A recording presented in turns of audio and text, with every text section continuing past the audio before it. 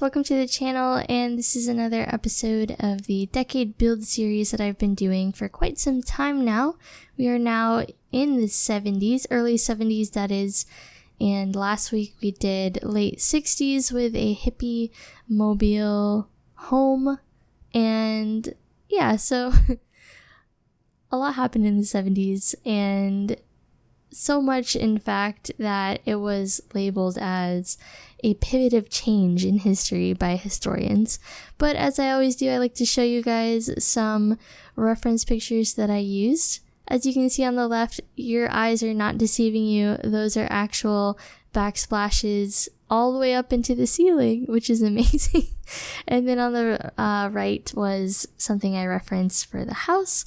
On the left, you see President Nixon, who resigned in 1972, and just some of the cars and the fashion that were popular during this time. Wanted to show you some of the interiors as well, because as you can see in the 70s, color was not lacking, and they were not subtle about it, which was funny because I found myself kind of uncomfortable with it almost, because I kept trying to do more neutral colors and more like subtle whatever in the interior, and all the pictures that I saw to reference to look at 70s interior design, it was just crazy, and like, I don't know, I was way out of my comfort zone, but I think it turned out pretty well and accurate to the time. But yeah, so let's get into it.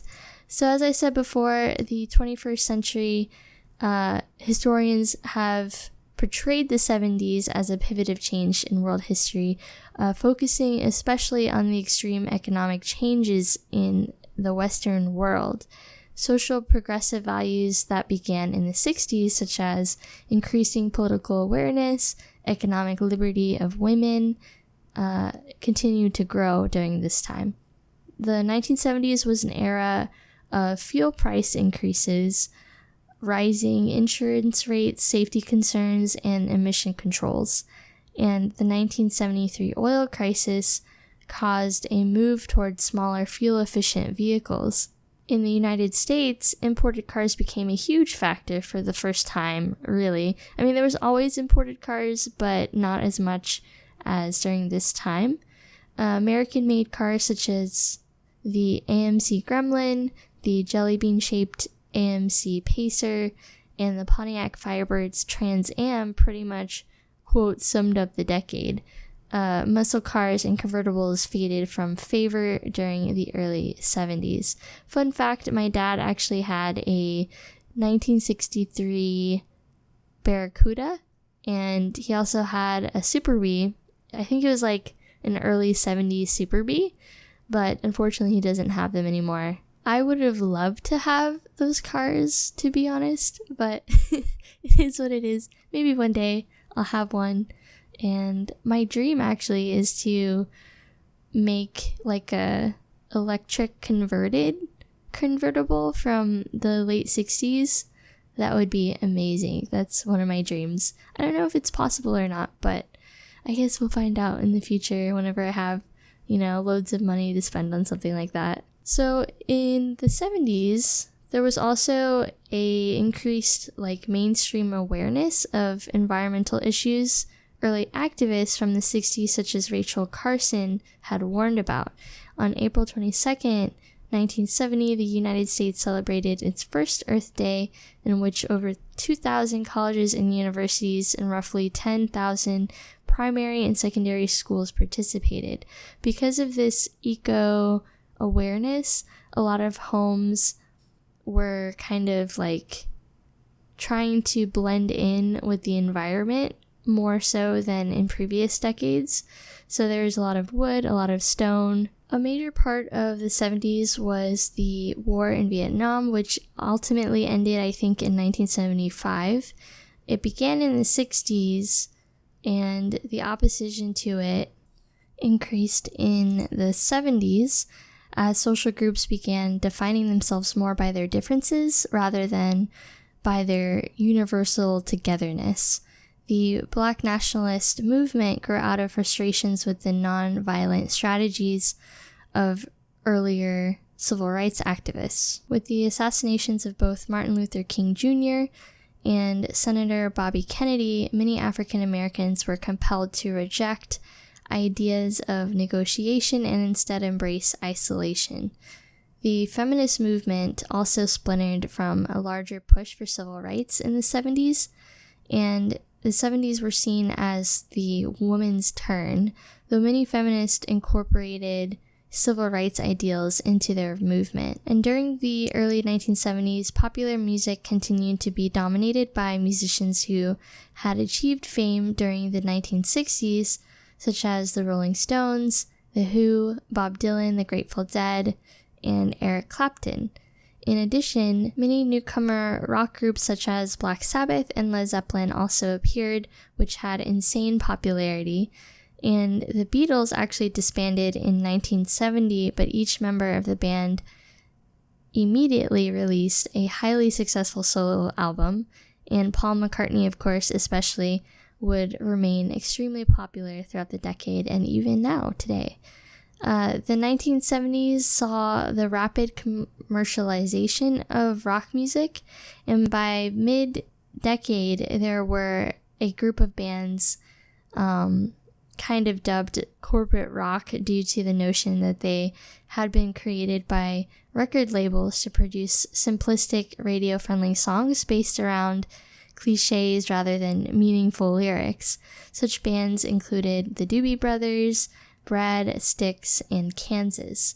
The highest selling album in 1973 was Pink Floyd's The Dark Side of the Moon, which is one of my personal favorites, and it remained on the Billboard 200 albums chart for 741 weeks. As the 1970s began, the three big major TV networks were rapidly re-engineering their lineups because they noticed that existing programs weren't attracting the young audiences they were looking for, and most existing programs still operated on programs that were established in like the 50s, and some shows had literally been on the air since the dawn of TV broadcasting in the late 1940s and early 1950s.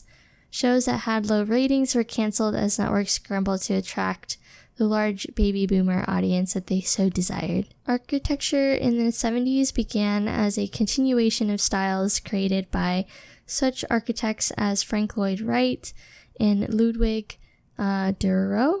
Early in the decade, several architects competed to build the tallest building in the world. Of these buildings, the most notable are the John Hancock Center and the Sears Tower in Chicago. Design trends in the 70s were marked by kind of like a backlash against the pastel, bright colors and futurism of the 50s and 60s, and in turn gave rise to a popularity of dark, earthy tones with extensive use of brown, green, purple, and orange, and wood decor and paneling was essential to 70s interior design as well. So as you can see, I use a lot of paneling on the inside as well as the outside to reflect that. And some stone texture. The stone texture from the bowling pack is amazing, especially for more mid-century kind of builds. I also ended up changing these cabinets to the more muted green that these come in, because I felt like that just kind of matched this era a little better. So the wood paneling actually replaced the obsession of the 50s and 60s that were obsessed with chrome and aluminum.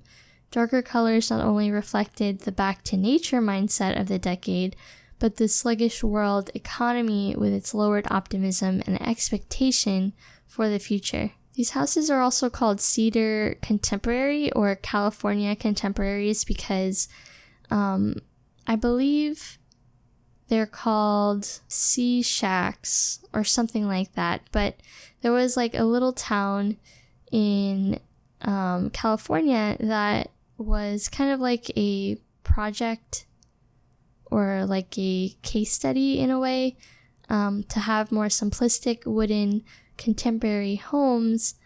And that was kind of like the kickstart to the more modernized or mainstream 70s home that came to be. Their exteriors tend to have odd roof lines, kind of angled and going in different directions. Lots of windows, which leads to interiors with lofted ceilings and lots of light. Unfortunately, in The Sims, we can't have lofted ceilings, at least not yet. I wish we could. But normally, you would have high ceilings with windows in the roof to allow for more light.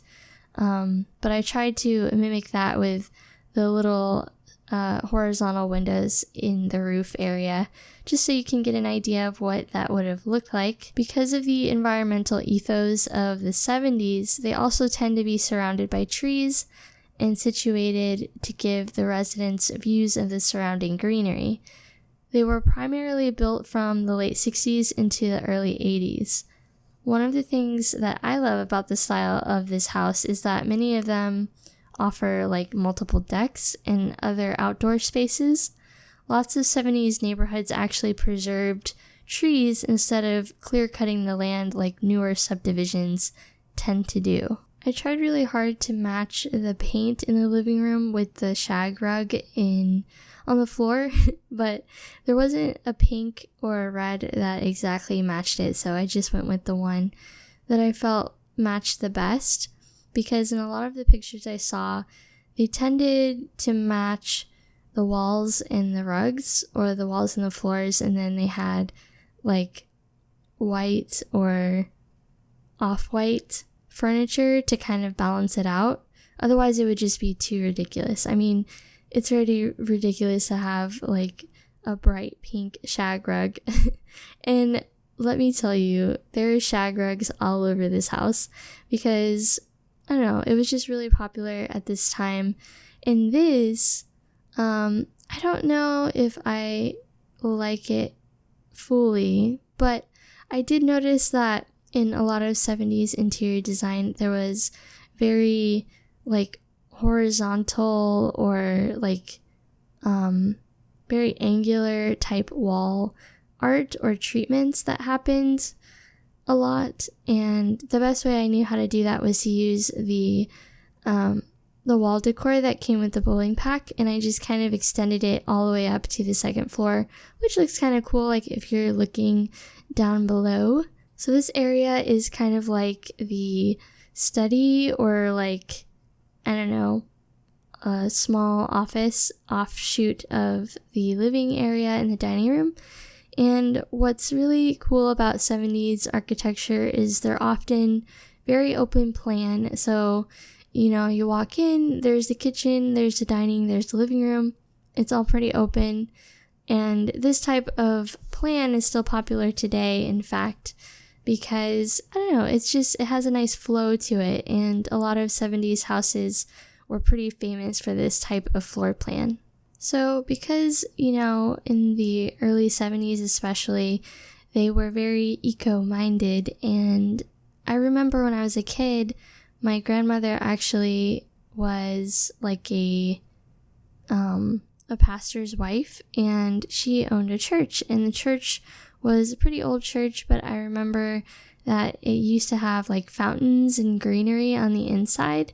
And I think that's a little strange now, but it was very popular in the 70s to kind of have like the outside in almost. So here on this wall, I thought it would be really cool to have like almost like a modular shelving system, because in the 60s and in the 70s, this type of shelving unit was pretty popular, in which you had like shelves at different angles, different heights, and cabinets in one large wall unit, and it almost served as kind of like a wall decoration in a way. So that's what I'm doing here. I'm just kind of figuring out where all the shelves go, using some of the wooden structure elements that came with City Living, I think. I love using them. They're so cool for, you know, a mid-century type build like this.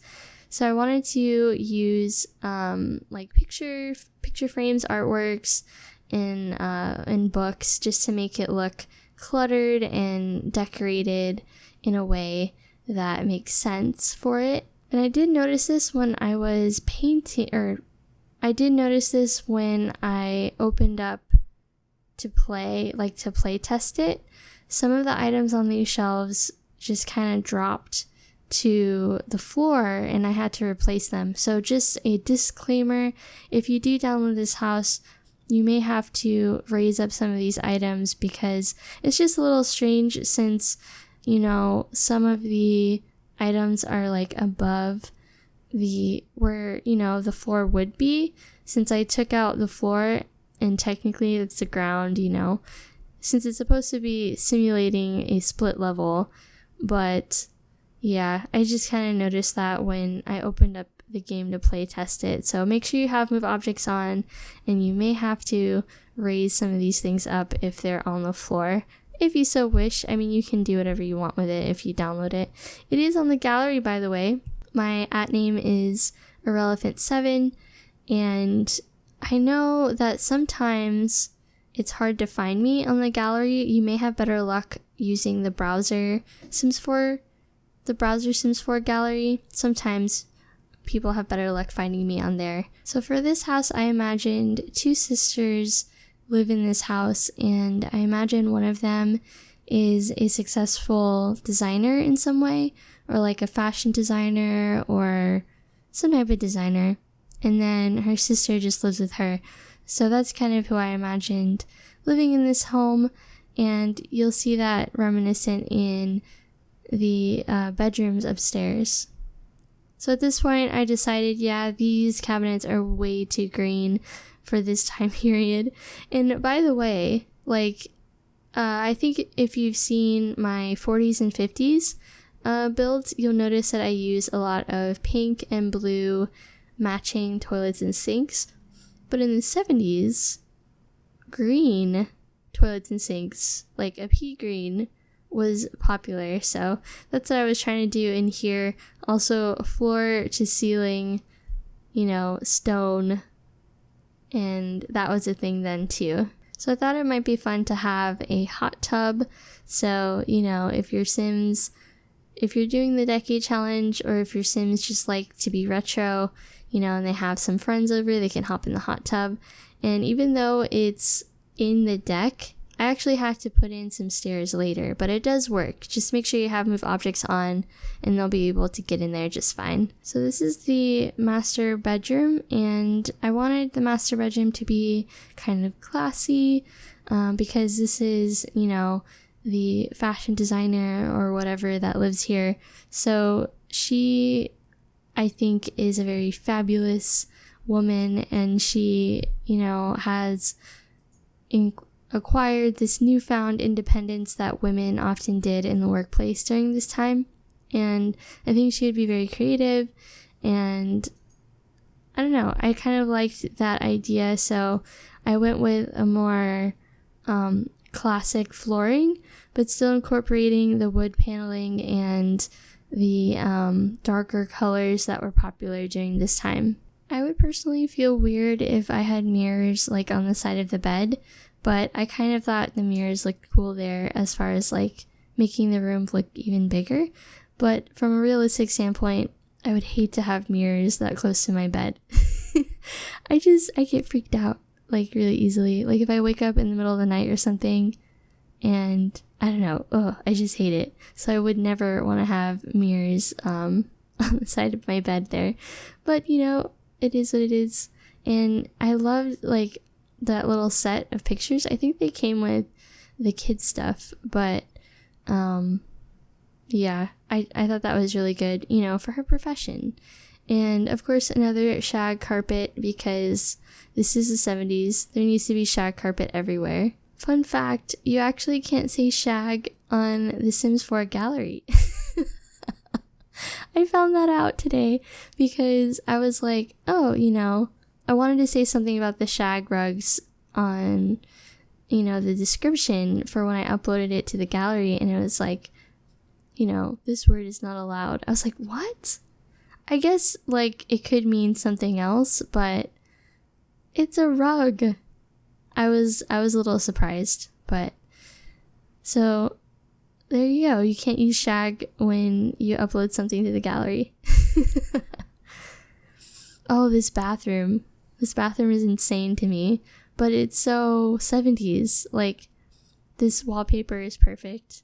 I think the dots are more 60s in a way, but the color scheme was just too great to not use.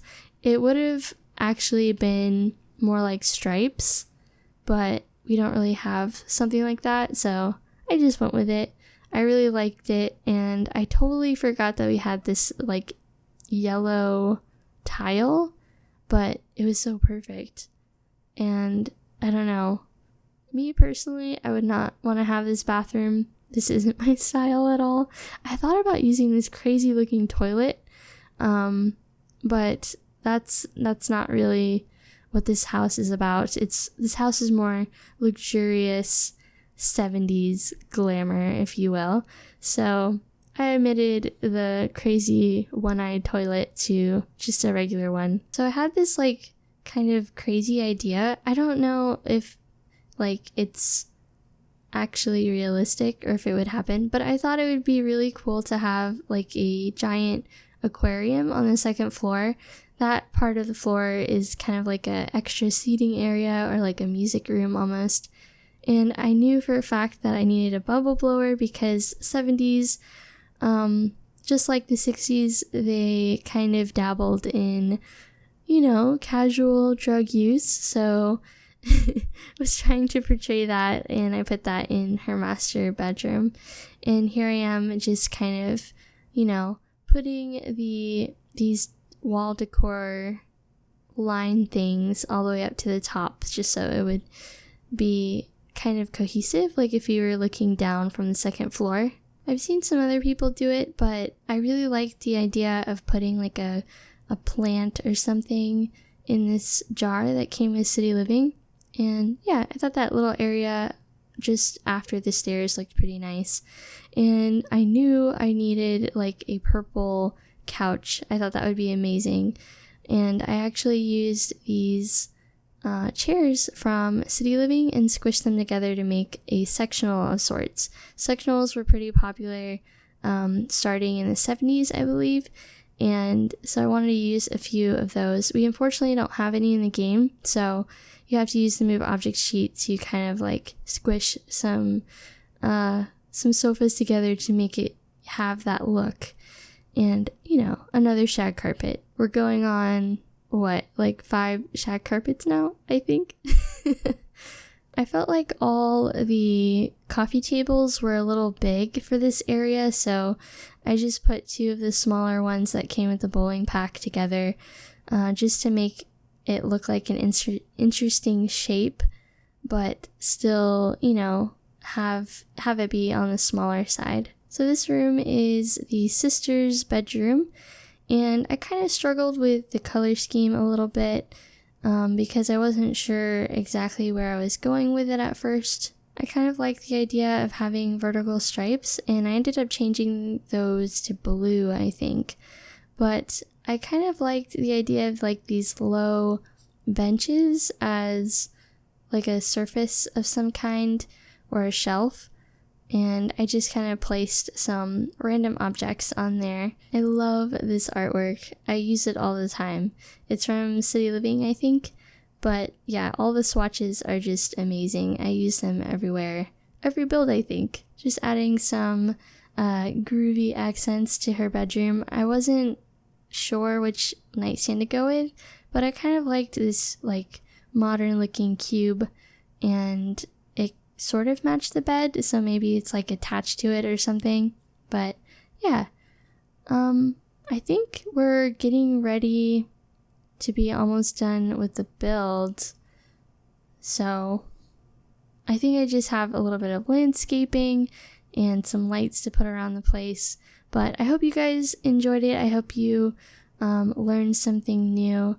And thank you guys so much for watching. I'll see you next week. Next week we're going to be doing a late 60s, a late 70s, early 80s. So more of the family-oriented country Spanish mission style vibe. That's what I'm going to be doing next week. So I'm pretty excited about it. Thank you again for watching, and I will see you next time. Bye guys.